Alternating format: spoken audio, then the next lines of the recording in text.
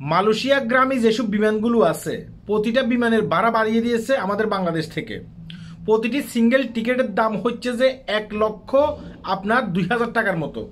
বুঝতে পেরেছেন কেন এই টিকিটের দামটা বাড়ানো হয়েছে? কারণ আপনারা জানেন যে আগামী 31শে মে মালয়েশিয়ার শ্রমবাজার বন্ধ হয়ে যাচ্ছে, মানে অর্থাৎ ভিসা বন্ধ হয়ে যাচ্ছে। আপনারা যারা বাংলাদেশে আছেন, আপনারা যারা মালয়েশিয়াতে আসতে ইচ্ছুক, আগামী 31শে মের ভিতরে আপনাকে মালয়েশিয়াতে ঢুকতে হবে। অর্থাৎ আর বাকি আছে কতদিন? আর বাকি আছে 5 দিন। 5 দিনের ভিতরে আপনাকে মালয়েশিয়াতে ঢুকতে হবে। আর এটারই সুযোগ নিচ্ছে কারা? এটারই সুযোগ নিচ্ছে বিভিন্ন এয়ারলাইন্স কোম্পানি। তারা কি করতেছে? একটা সিঙ্গেল টিকিট বাংলাদেশ থেকে যখন আপনি মালয়েশিয়াতে আসবেন, স্বাভাবিকভাবে বাংলাদেশি টাকা কত হবে? 30,000 টাকা বা 35,000 টাকা। এর চেয়ে বেশি হওয়ার কোনো কথা নয়, সুযোগ নেই। কিন্তু সেখানে কি করতেছে? সেখানে আপনার কাছ থেকে এখন একটা সিঙ্গেল টিকিট কত নিচ্ছে?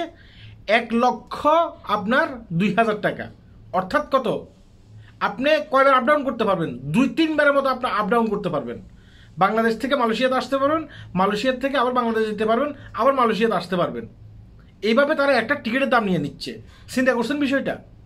মানে এটা দেখার কেউ নেই।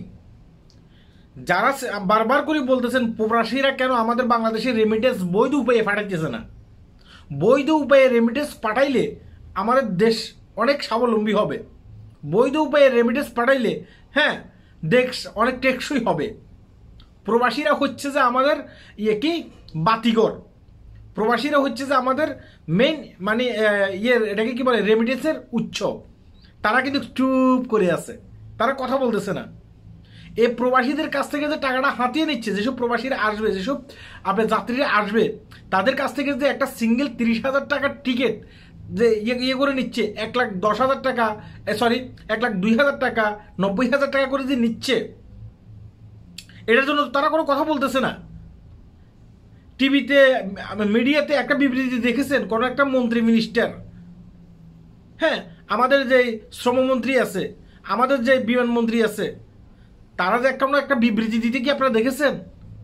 প্রবাসীদের কাছ থেকে যারা যাত্রী, যারা বাংলাদেশ থেকে বিদেশের মাটিতে যাচ্ছে, যাইয়া তারা সেখানে টাকা ইনকাম করবে, পরবর্তীতে আমাদেরকে রেমিটেন্স পাঠাবে, সেসব লোকদের কাছ থেকে কেন তোমরা এই যে 1,10,000, 2,000 টাকা, 90,000 টাকা, 80,000 টাকা হ্যাঁ বিমান ভাড়া নিচ্ছ? তারা কি এটা কখনো বলেছে? এরকম একটা ভিডিও দেখাইতে পারবেন? বলে নাই। কখন বলবে? যখন আস্তে করে মানে রেমিটেন্স পাঠানো বন্ধ হয়ে যাবে, আমি রেমিটেন্স কম পাঠামো, হ্যাঁ ব্যাংক চ্যানেলের মাধ্যমে আমরা টাকাটা পাঠাইতেছি না, তখন রেমিটেন্স কেন পাঠাইতেছে না? গত মাসের রেমিটেন্স আসছে এত কোটি টাকা, এত কোটি ডলার, এই মাসে এত কম আসলো কেন? হ্যাঁ প্রবাসীদেরকে বাধ্য করা হচ্ছে আপনারা ব্যাংক চ্যানেলের মাধ্যমে টাকা পাঠাইতে হবে। ব্যাংক চ্যানেলের মাধ্যমে আমরা টাকা পাঠামো, সেটা ঠিক আছে। বৈধ উপায় টাকাটা গেলে এটা আমার দেশের ভালো হবে, সেটা ঠিক আছে। কিন্তু দেশের যেই মানে দেশও তো আমাদের দিকে তাকাইতে হবে।